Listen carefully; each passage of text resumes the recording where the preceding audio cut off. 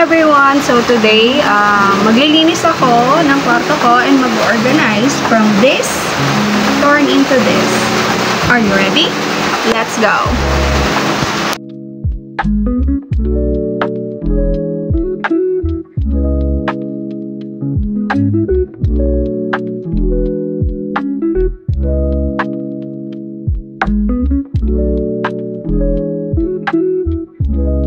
Hello ma'am, good morning. So I will going to introduce to you my room. So mag-room tour tayo dito. So first, dito muna tayo sa aking study table.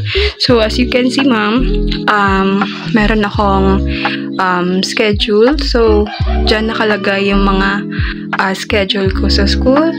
And dito rin nakalagay yung mga pencils, color pen na ginagamit ko kapag may mga projects kami. And I'm sorry kasi medyo messy, but dito nakalagay yung mga ginagamit ko like skincare or mga other essential, my personal essential.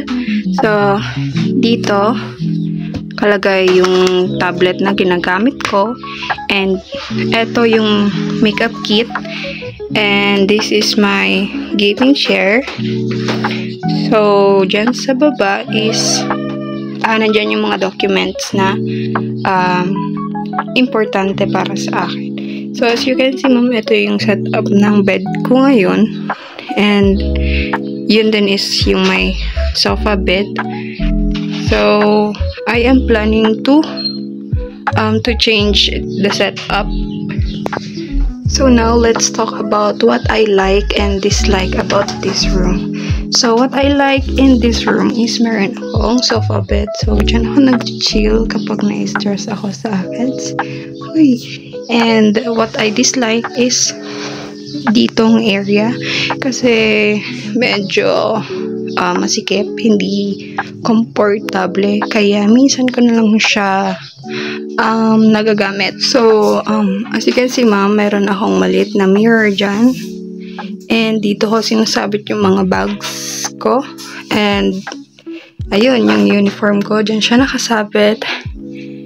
So I have a plan to change it. Basically etong bed is parang dito na yung position niya para mas spacious dito sa area na to.